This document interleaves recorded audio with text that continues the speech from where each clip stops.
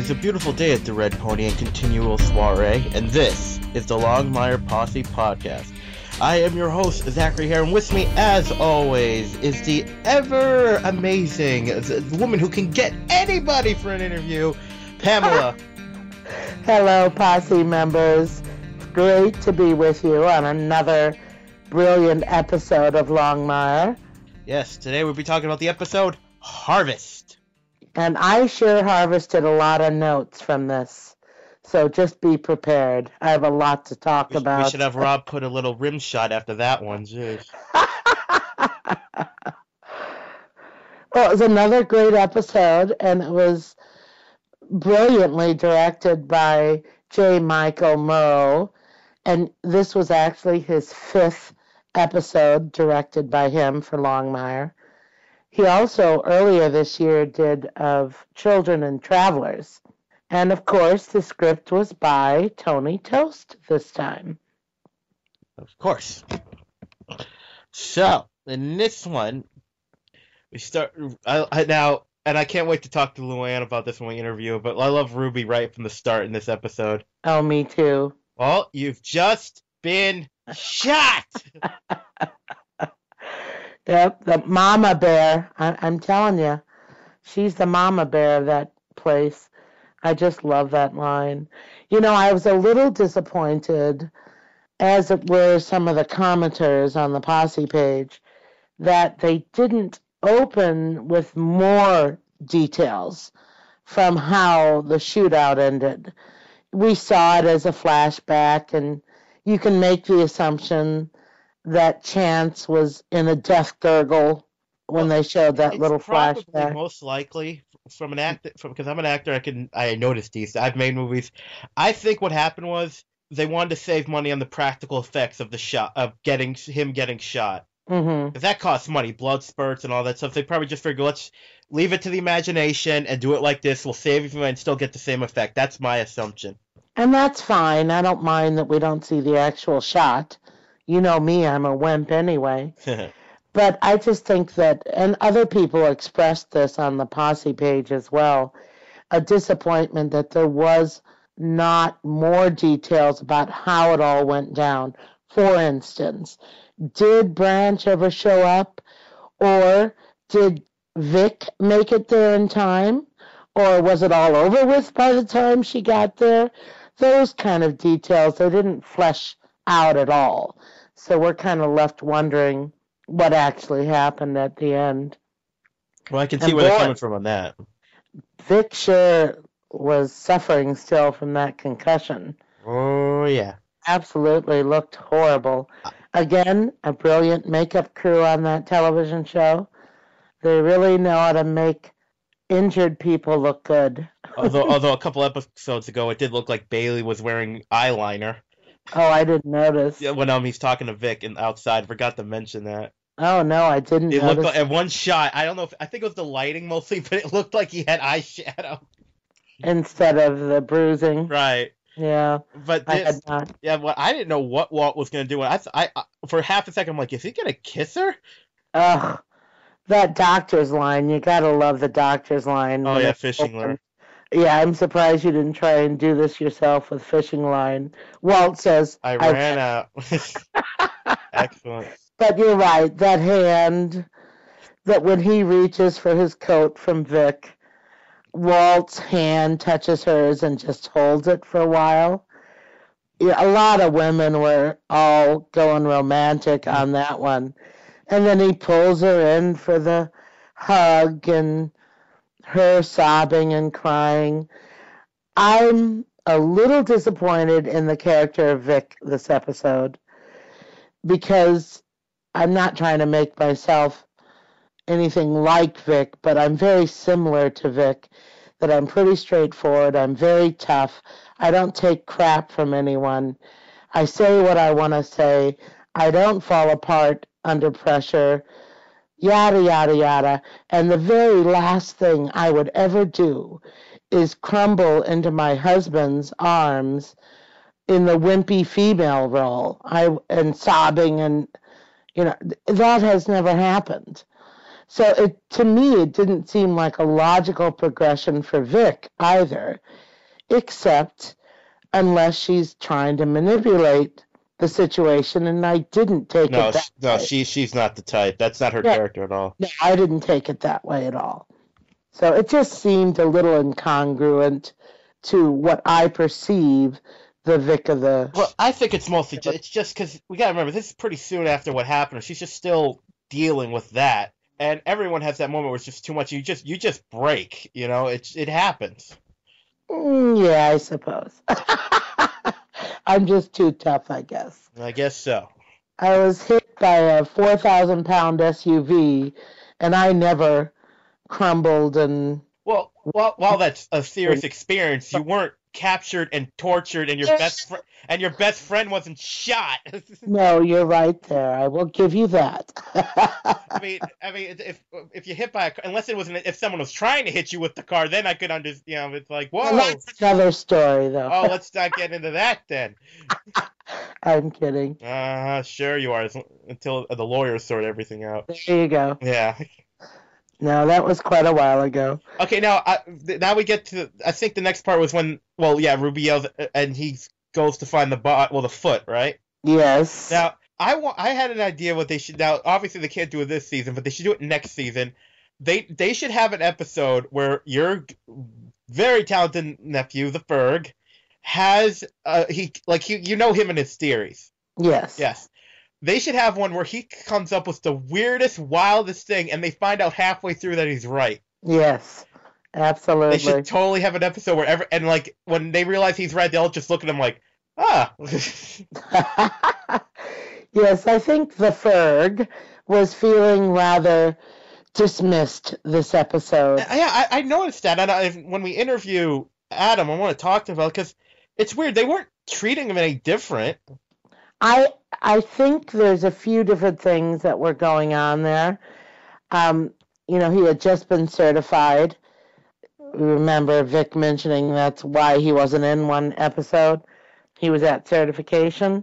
So here he is first on scene with Walt at the scene of a murder, and he gets down there when he's the one that finds the body in the barn, not anyone else. Walt comes in, he and Walt are working the crime scene, and lo and behold, Vic shows up. And what happens? He gets dismissed. Walt tells him to go call the hospital to orchestrate the autopsy. And Ferg, I think, rightfully so, felt like they kind of dismissed him. And so he leaves the scene that he had been working as a criminalist or as an investigator and has to go off and do the grunt work. And that's reinforced when Vic looks up at him and says, "You got the number?" And Ferg says, "Yeah, I still have it." That's like, yeah, I still have it. That's all I ever do is go call the coroner. And we see who else. Who comes back in this episode? Bob! And I think this shows John Bishop's acting because the character is completely different. Oh, yeah. Yeah. Well, now he is because he's recovered. He's been in jail. He's been without a drink. He tells Walt that he hasn't had a drink in 2 years. But boy, Bob has been on the show 6 times, I think.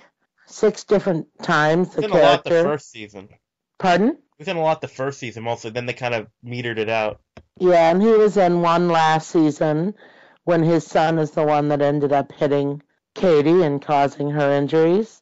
And then Bob ends up taking the fall for that. That was last season.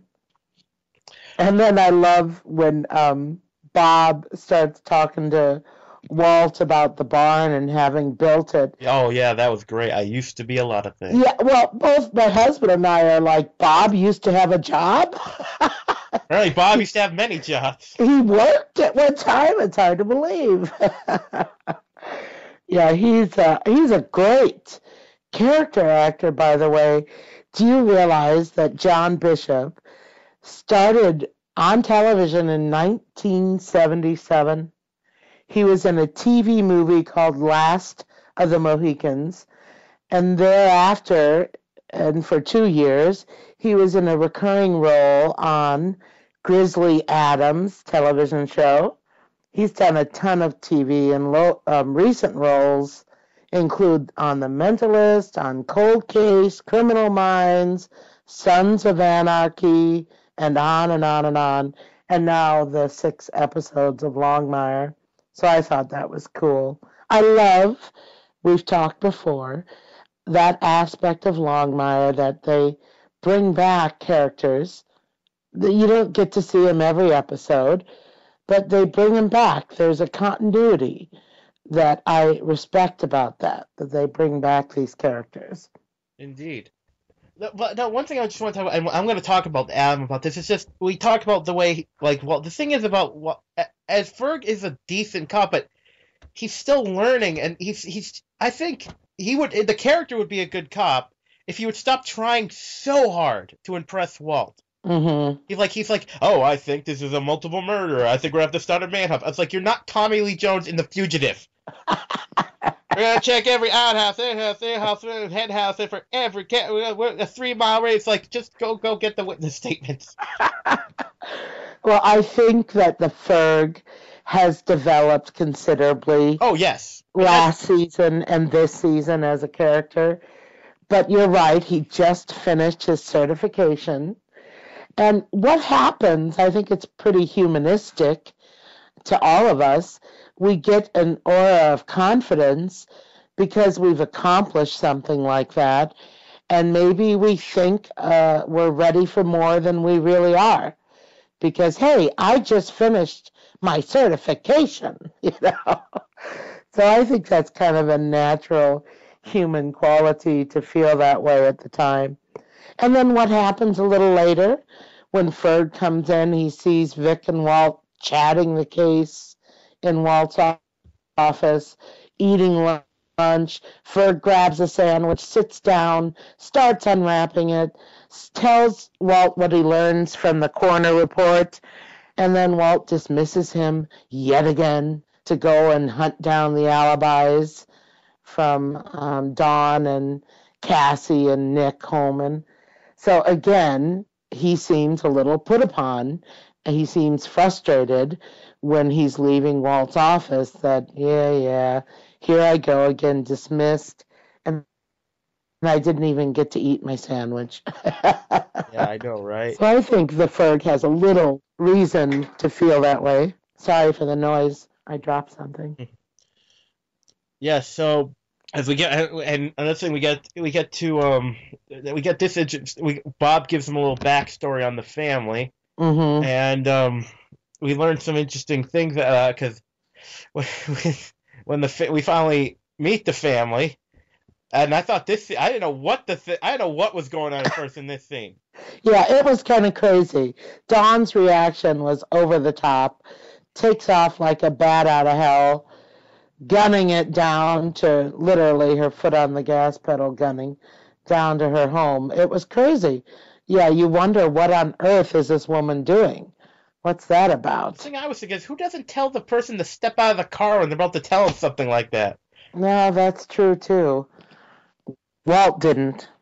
We got to back up a minute because when Vic discovers that someone has been on her laptop and she accuses her husband, just minutes later, Branch comes in and he quotes almost verbatim the language she used in her letter that she had yet to give to Walt at that point. And this speaks to, and why I wanted to bring it up, this speaks to why part of the opening scene was, excuse me, not very consistent with her character in my mind. Because when Branch pulls her into that little janitor's closet or whatever it was. Reading room. Oh, the reading room. That's what it says on the door. Oh, I missed it. That's a bathroom then. Throws her into the bathroom and shuts the door. Gets in her face, starts, yelling at her, "You gotta rat me out to like you did your friends Bobby Donalato," and yada, yada, yada. She should have punched him for that. Well, boy, she got right back at him, though, with the wonderful line, this macho intimidation bullshit isn't going to work on me, use it on some drunk girls at a frat party, but not on me, and get out of my face. And that's the Vic that I know. You know what I mean? And that's so different. I know we've talked about it, but that's so different than the opening scenes Vic melting into Walt's arms. Oh, yeah, like if you were next to Robert, you would just push him away. No, he's a man. That's all. I don't idolize him. He's great. I enjoy him in the role. Please, you got the looking strong-jawed police officer and the that's a Harlequin romance cover. Those two just It is. It definitely is. And that romantic bent really played to a lot of Harlequin readers, I presume, because a lot of the women really melted. A lot of the comments were about, oh, I could melt, and, kind of reminded me of schoolgirl crushes kind of thing. But a lot of the ladies love that scene. I'll bet they do. So then... Yeah, what happens next? Then we've got Katie going to Branch. Uh-huh. That whole scene, it kind of bothered me. She asked to borrow money, which, fine. But then he refuses, and instead he offers himself up to go to Denver. This man whose singular focus has been to find David Ridges there around home. I just don't see it likely that he would give that up so readily and offer to go to Denver. I think he was just helping. He was helping because we know he's been doing a lot just to help Kate be closer to Kate. Well, true. He wasn't expecting to go insane. Well, get there and end up seeing him. That's another thing. Mm. But then when back to the farm, when Nick shows up. Oh, this lovely person. Oh, what a jerk! I just want to slug the guy. Oh, he's such a jerk. Well played jerk by Larry Clark, yes, I believe.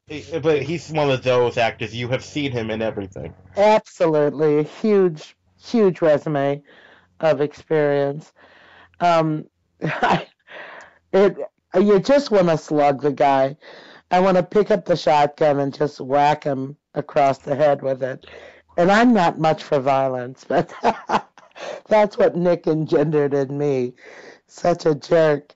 And then, Vic is still, and this is realistic, I guess. I will hand it to Vic.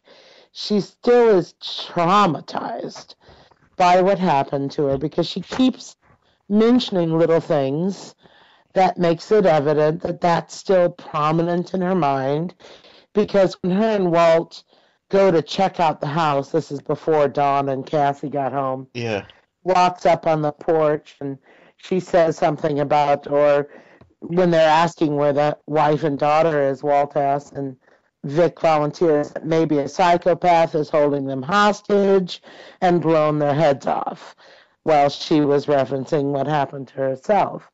So, and then when Walt offers at that moment that she should take some time, she gets all Vic on him, and says, I don't like people telling me what to do. So 1 minute you're showing your vulnerability, and then that just makes her more angry, I think, that he saw that vulnerability, and so she snaps back and, I don't like people telling me what to do, which Walt uses very artfully later on in the episode. Yeah, it's their relationship has come along really, I don't even know what to call it. I don't either, but it's definitely progressing on both parts. Both Walt, I think, is realizing things that he hadn't before, and Vic, obviously, has known from season 1 that there is something more than just a working relationship on her part. I think next episode she'll be singing I Won't Admit I'm in Love from Hercules. I don't see him moving that fast. This is definitely something that will take till season 4 to manifest, if it ever does. Because, boy, is it a hot issue.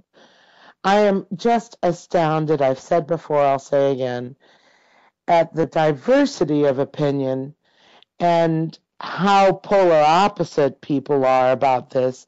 They either want the two of them to hook up or they vow they're going to quit watching if they ever do hook up. So it's just quite interesting to me. People either love the idea or they're so diametrically opposed to it. So what happens next?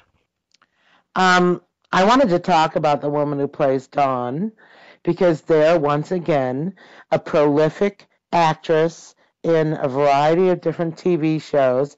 Her name is Jennifer Parsons, and if you go look at her IMDb page, you recognize her from her headshots, if you will, her promotional photographs, because in this episode she's without makeup, she's looking very drawn and very haggard. But when you see those photos on IMDb, you recognize an actress that you have seen in Judging Amy and Bones and Criminal Minds and The Mentalist and on and on and on. She's just done a ton of stuff on television. And I loved her line, going backwards a minute here, but she delivered it so well, I want to make mention. When Walt tells her about her husband's death, and he says, "I'm sorry for your loss." And she says this line was brilliant. "We're farmers. Losing just becomes a way of life after a while." That was so well read by her, well stated. And when Nick shows up, Nick and Ty, Walt gets back to his office and Ruby tells him he has visitors, and it's Nick, the jerk, and Ty, the insurance salesman. After they chat for a minute, Nick unreasonably wanting the definition that it was murder so that he can collect on the life insurance to direct it to the rent. Then Walt dismisses Ty so that he can have a one-on-one with Nick. As it turns out, he should have kept Ty around and talked to him more. Apparently. Yeah. And then that jerk Nick, what's one of the last things he says as he's leaving? He tries to cast blame on the widow. Tries to say that it's Dawn who killed her husband. He's such a creep. And we have to compliment the set production crew for their wonderful bar scene in Denver. Yeah. I thought that bar was the seediest looking joint that you kind of need a tetanus shot to walk through the door. Oh, yeah. If not other things. They staged so well done. It was really great. And that bartender, he really does have a prosthetic. Like, that's really his arm. Oh, really? I didn't even notice I looked that. up his IMDb. His picture, it's real. I didn't check him out. What's his name? I'm not sure how to pronounce. Let me try to look because it's got. I just had it. Let me just. But yeah, they go into the bar and they're asking questions. And one thing I find a little weird is that when they go into the bar and after they talk to the bartender, they separate.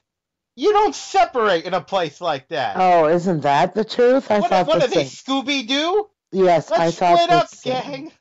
Especially Katie, looking so out of place. No way should she have split from his side. As it turns out, it isn't her that finds trouble, it's Branch. When the striped woman approaches him... She's kind of hot. She looked like a pinup. Well, she was so retro looking. Her hair... that's what I mean. And her makeup, definitely very retro looking.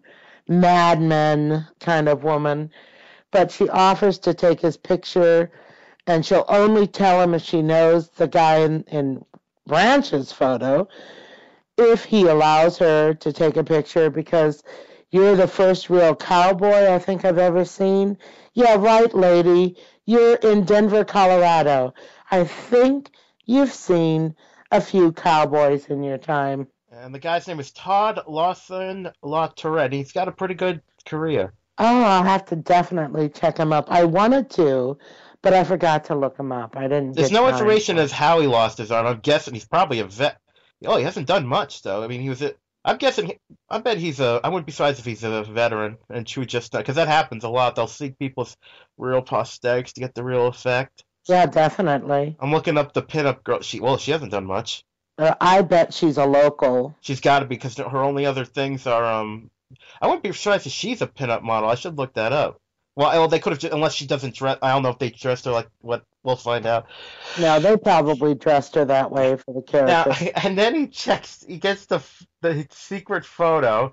Although, Where David Ridges has photobombed him. yeah, but I don't. Where'd they get they got his number. I guess there are ways to get it, but the picture disappears. Because there's actual programs that do it. And Branch, later on, when he and Katie connect back up in the car, Branch actually tells her, like Snapchat, which really is an application that allows you to send self-destructing photos or text messages. It really exists. But still, it makes them. Now, so they're trying to make. Now we know they're trying to make Branch look crazy. But I'm here. no, I know. I'm just trying to. It's like, what is David? I mean, we don't know for sure, but it's very likely that Ridges is working for Malachi. Obviously, we don't know for sure, but we can infer that. But I'm curious to what David Ridges' end game is. Like, what is he direct? Because if these guys, because we know the White Warriors are like fundamentalist Native Americans. I'm guessing that means they're like all against getting white people off their land. I wonder if Malachi just promised them, I will help you do this if you do whatever I say. I don't know, but it's going to be very interesting to finally find out. But there's no doubt in my mind that someone's, from moment one, has been pulling David Ridge's strings. This wasn't Ridge's doing. It couldn't have been. I think you're right. He's working for Malachi from one perspective or another. I don't know which. But I definitely think that he's in cahoots with Malachi. Well, the thing is, like, well, because that video I mean, we don't know because I just saw this. We only had Night Horse's word that or even and from the video that he felt guilty about what happened to Katie. We don't even know if he actually felt guilty about that. If that was just part of the cover up. Well, it was indirect anyway. Ridge's stabbing her tire with an ice pick isn't what caused her injuries. It was the drunk driver, Bob's son, that actually hit her when she was on the side of the road changing tire. So indirectly, Ridges is implicated only because she wouldn't have been changing the tire if he hadn't put a hole in it, yada yada. But I don't know. It's kind of hard I just can't wait for more of the answers to come. I really want some more answers. Yeah, me too. There's a really big clue, and you can see, and again, I kind of appreciate it more the way that this television show peels off layers and layers of an investigation. It just seems, in my opinion, if Ridges is a fundamentalist Native American, it just doesn't seem right that he would shoot Hector. Interesting question. But on his deathbed, Hector said, "That's the man who shot me." I know. Well, it's with so many things we're gonna find out. Now, back to the court. We see Bob. Walt talks to Bob, and we got this great jail scene. Now, there's something I'm a little curious about. I don't know if it was a mistake on the writers because Bob mentioned they got this great scene where Bob talks about the family, gives advice on the family, and he says, "Now I was curious about the way they worded it. He said he tried to kill herself. I don't know why she didn't just ask me. I don't get why he worded it like that. Do you remember?" I do, but I remember thinking, oh, okay, that makes sense. I can't remember it now verbatim, but I do remember that moment and putting things together and saying, oh, I see what he means. Well, I get what he meant, but I never heard it worded. I don't get why he worded it like that. It's just weird to me. But what really confused me is but we get this great scene first of Walt saying, "A lot of men have stared over that cliff." Oh, wow, what a scene. Oh, that was That good. was, again, a brilliant delivery. One of the reasons we love Robert Taylor as Walt Longmire. Mm-hmm. He can convey this stuff so powerfully, and that was still few words, but what powerful words and message that was for the moment in time.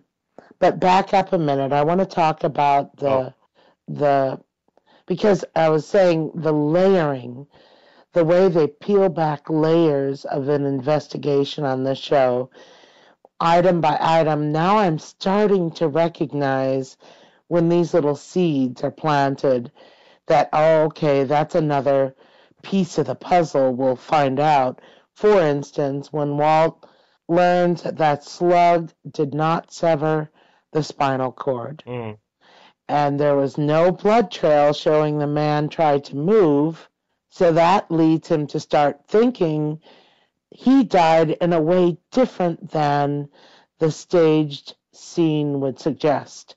And that was really kind of the pivotal first peeling of the onion, if you will, that first put a light in him that this isn't how it appears to be. And more comes as we continue watching, but I just really like the way they do this on Longmire.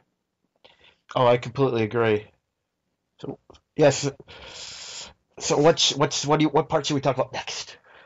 Back in Denver when Branch gets that photobomb, and of course when it disappears and disintegrates and Branch starts screaming and runs back in the bar.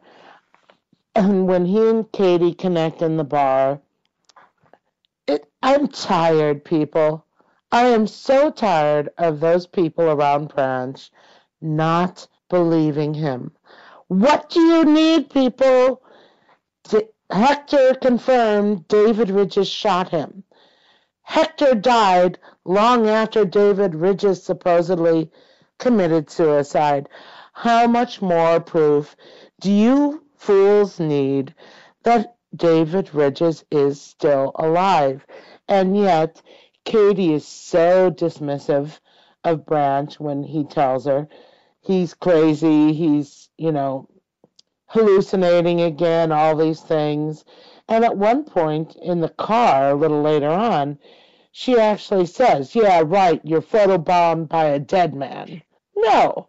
Listen, woman, he's alive. I'm tired of these people not believing him. And I'm not Branch. And I'm pissed off. I can understand. Well, it's easy for us to believe him that he got a picture. We saw the picture. Yes.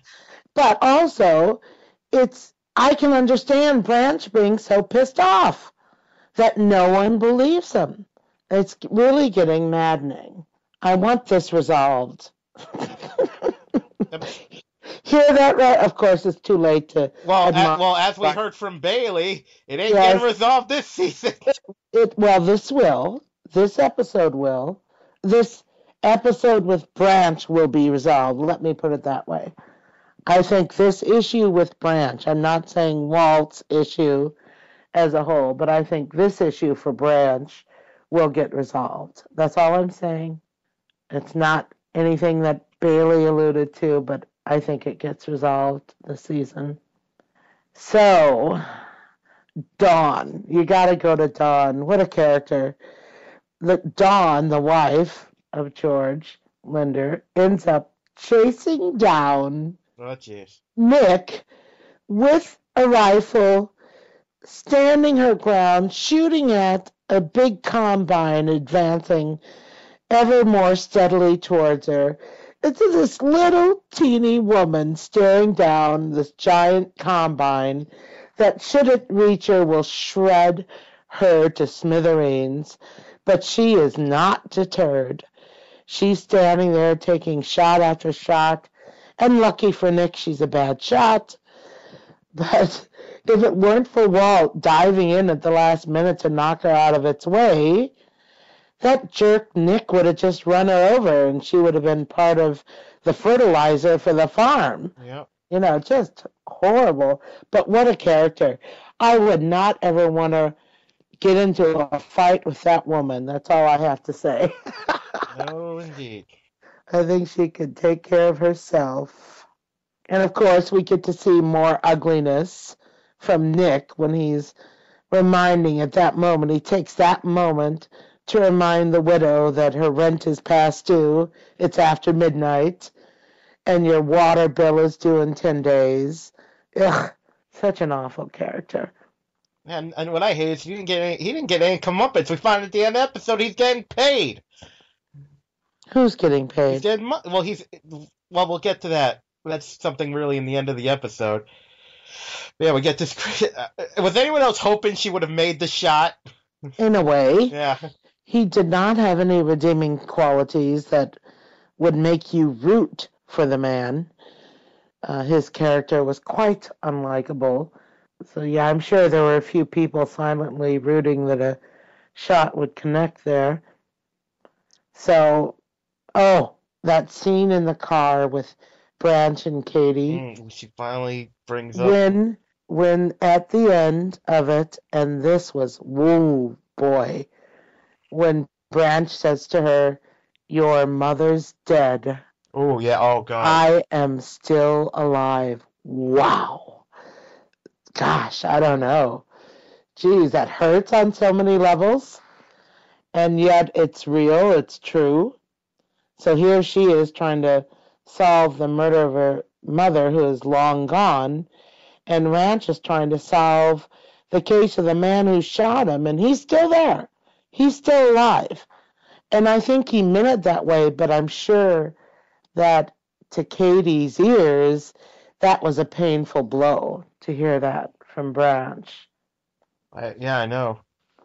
Now we're back to the barn, and Cassie and Walt are talking, and Walt gets out of Cassie that Colt that's missing is actually a .38, and George was shot with a .38 caliber weapon.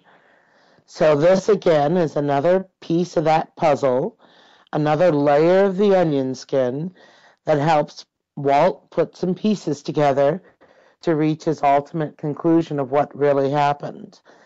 And then when the daughter starts to leave, I had a lot of comments on the Posse page in this scene that, when Dawn's staring down the combine, it's pitch black, and a lot of people misunderstood that the next scene when they show outdoors is Cassie leaving and the sun's coming up. Well, some people misread that or mistook that as a sunset. So I had a lot of conversation going on the Posse page about whether or not this was sunset. There's a, congruity error on the show. It wouldn't be setting sun. And then someone finally said it was a sunrise, people, and I'm like, yeah, that makes sense. And in watching the episode a second time, I'd have to concur that was the sun rising. So Walt had been at the farm all night long, essentially. Well, he could have came back. True, they don't necessarily show everything he's doing in between. That's what we talk in terms, and that he puts here that the daughter could even be a suspect. Yes, but the fact that she let it out that the caliber was a .38, if she were involved, she wouldn't have said what the caliber was because she'd want to cover her tracks. And the other thing is she mentioned the life insurance policy, which proved to Walt that she and her mother knew about it. Yeah, so it gives him a lot to look into. Yeah. So now we're back at the office, and Vic comes in and has a little chat with Walt, and that little heart-to-heart, if you will.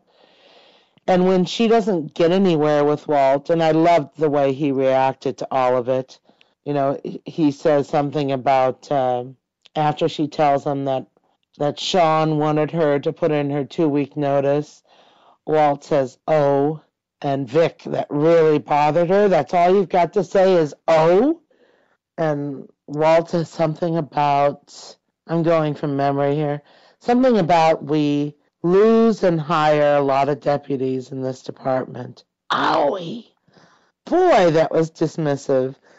But I think after she left, thanking him for that little heart-to-heart, I think Walt realized after she left that he goofed that up. Yeah. But he did not handle that well at all. And I wondered if he wasn't thinking a little bit too that maybe he's experiencing feelings for her that he doesn't like. Yeah, What do so you think about that? I think it's true because it's Walt. He doesn't let himself feel. He's not an in the moment guy, really. True. Not outwardly, at least. And then Vic goes home disappointed with Walt. And again, I lost a little respect for the character of the show, of Vic. When she doesn't get anywhere with Walt in her little heart to heart, she goes home to Sean and comes on to him.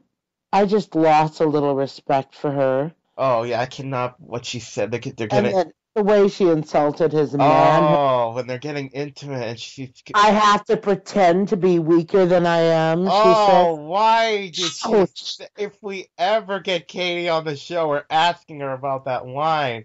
Oh, that's awful 'Cause line. what the frick? And then, of course, Sean says, no, I think we're both done pretending. Yeah, so true, Sean. So true. Laying that foreshadowing down for the imminent divorce, I'm sure. So what's the next? I can't get over. I mean, she says, do I have to? And she said it like she thought it would turn him on. Oh, gross. Yeah. Who would that? She's so in love with her power and her strength. Is that what it's all about? That she's clueless on how that would affect him? How it would affect any man to have those comparisons. You have to fight your way to get on top of me, and he tries to laugh that one off when she said that, but boy, he couldn't laugh off that she had to pretend to be weaker than she is. Ugh, such an ugly line.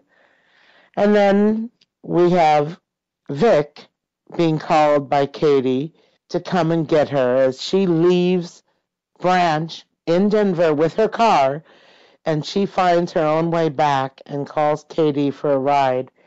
Katie picks her up, Vic picks Katie up, and Katie tells Vic about what happened in Denver with Branch, and I love the way Katie said it because this is so true with the character. She says, when I look at him in his eyes, all I see is this dark, mean, unstable man. Wow. Again, I have to compliment the makeup crew because, as we talked about last episode, as Branch is spiraling deeper and deeper into presumed madness, which we all know it isn't, but Well, he's made to look darker and darker with actual lighting and makeup, I think. So I think they just do a great job. and they have that talk about it, and it's just like she actually tells her, and I think that her telling her about the attack in the hospital is one of the things that convinces Vic she needs to tell Walt. Definitely. Yeah, because Vic seemed surprised that Katie hadn't told Walt already about that one. So yeah, you're definitely right. That pretty much nailed it for Vic, that she has to turn Branch in. She can't overlook this anymore. And Katie didn't even admit that he tried choking her. Just all she said was that he attacked me. Mm. Well, he tried to kill you. It was a little more than just an attack. He hallucinated that you were David Ridges and was choking you to death. It's a little more virulent and violent than just he attacked me. So then Walt, next scene, goes back to the office, and we get to see a little more of the perturbed Ferg, because all Walt does is come in and ask where Vic is, and Ferg had been on the phone chasing down those meaningless alibis, as he later demonstrates to Walt. But then Walt asks, where's Vic? And all the Ferg says to him is, not here. And he said it in such a way that it was like, yeah, I'm doing my grunt work for you, and you come in and you ask for Vic. That's kind of how I read his reaction. Yeah, I agree. And then we get Walt putting all the pieces together, and he goes and talks to Ty. Well, first we skip because we skipped over the prison scene. There was still a little bit more there. Oh, did we miss that? Well, we talked a little about, then we jumped to because one thing literally there's just one thing about that, because we talked about it a little bit. There's one thing about that scene I think bears mentioning. He says we have the whole suicide talk. Walt says, of course, very clearly hints that he's thought about it, but then Bob says, "What is out there for me?" It's like you have a son, and no one brings that up. Yes, I was screaming that at the television. I mean, I can understand him forgetting, but Walt doesn't go, "You have a son." Yeah, I was waiting for that because that was my instant thought. I mean, man, you went to jail for this son that you supposedly love so much. That's what's out there for you, you fool. And I fully expected, too, that Walt would bring up his son, and you're right, that never happened.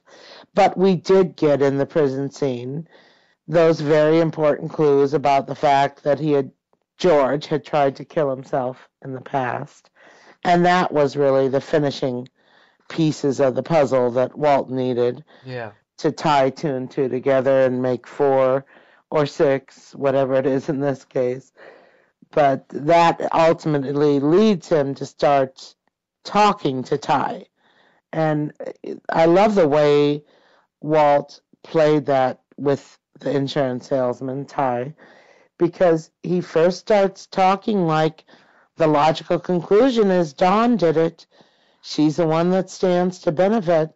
And Ty quickly jumps to Dawn's defense. She couldn't have. She wasn't even here. She was out of town. But Walt just keeps bringing it back. But it wasn't until Walt confronted Ty with the fact that he found George's cell phone in the house, and the fact that the last call George made was to Ty. That's when Ty finally confessed to his part, to his involvement. And it was interesting that there were some posse members who are so much committed to right and wrong and people paying for their misdeeds. Walt, in the end, was a good guy and wanting to help salvage a life for Dawn and the daughter, Cassie, ends up telling Ty, well, I'm just going to report this as an unsolved homicide, which lets Ty off the hook, yes, but it also preserves a hope, a chance for them to keep the farm running when they get the insurance money. But I actually had some posse members that were peeved at Walt for letting Ty go. Well, think about it for a moment, really. What was the crime that Ty could have been charged with? Tampering with a dead body, maybe?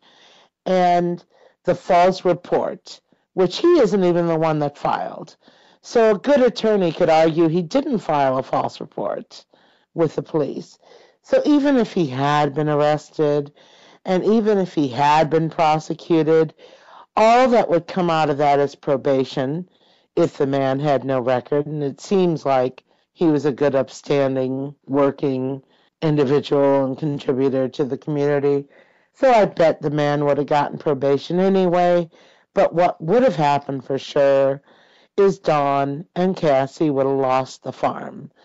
So I think Walt just looked through that little looking glass prism, if you will, saw what the outcome would be in both scenarios, and just decided to classify it as unsolved, which is one of the ways that one of the reasons I like Walt Longmire is because he is prone to do these kind of things. Remember, he's the one that allowed Bob knowingly to take the blame for his son's drunk driving. Walt allowed that to happen. And there's been other instances in the series where Walt does things that aren't necessarily by the book, but in a greater scheme of life, it's right to do. And I like that about that character. And now we get to the end of the episode. I love the scene. Now, I wasn't sure at first, but I figured I would say a couple minutes before, they actually said it, that it wasn't her letter of resignation. I'll back up a moment, though, because I think they dropped a little seed for future development. They could have. I thought it was interesting that Vic at the end after handing it to him, and Walt realizes this is about Branch, he says, and Vic says, you need to read it all the way through. To me, that almost could mean... Yeah, I was like, why would she need to say? Yeah, it's as if she's saying, yes, it starts out being about Branch, but read it all the way through because it's a different thing at the end. So that almost suggests it could be a letter of recommendation, or a letter of resignation. They left that seed there. Left you thinking about it. Yeah, well, and we also see that David Ridges is stalking Branch. Yes, as we all know, he's very much alive. And apparently the director of this episode really want to get the mysterious Indian effect here, because it's just the hair blowing in the wind as he walks out of the wind. All the motorcycles are peeling out, and there stands David Ridges, or walks slowly in slow motion, David Ridges, and his hair blowing in the wind. But unmistakably, it is David Ridges. So they're telling us, and do you believe there's still people on the Posse pages and on Twitter who think Branch is hallucinating the existence of David Ridges? So no, he isn't, people. They just showed us that Ridges is alive.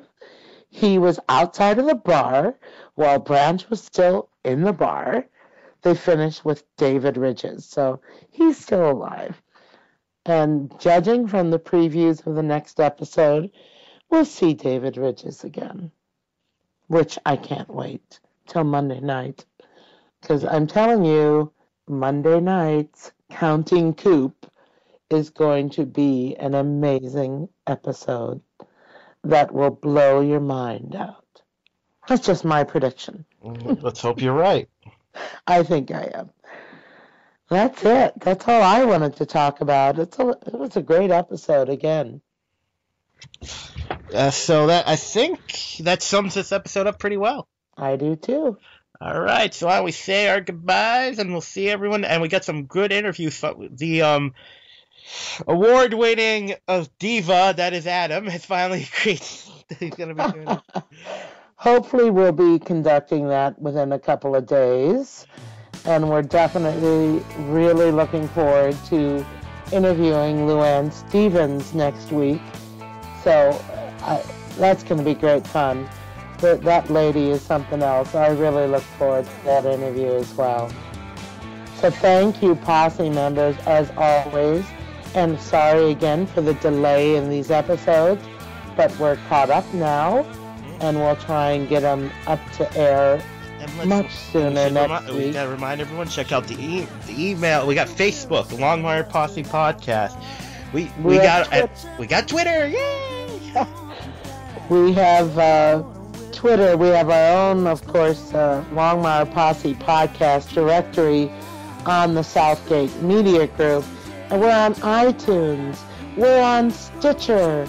People, it's so easy to find us. Just put in the term Longmire Posse Podcast in any search engine, and I promise you'll find us. So thank you for listening. All right, that's it for this week. Come on, Posse members, let's ride. If you would like to donate to help pay for this and other Southgate Media Group podcasts, simply go to our website, southgatemediagroup.com, and click on the donate button. It can be as little as $1 or, well, as much as you want. Help keep this fun going by supporting this and our other shows. Thanks again for listening, everyone. You're the best fans in the world.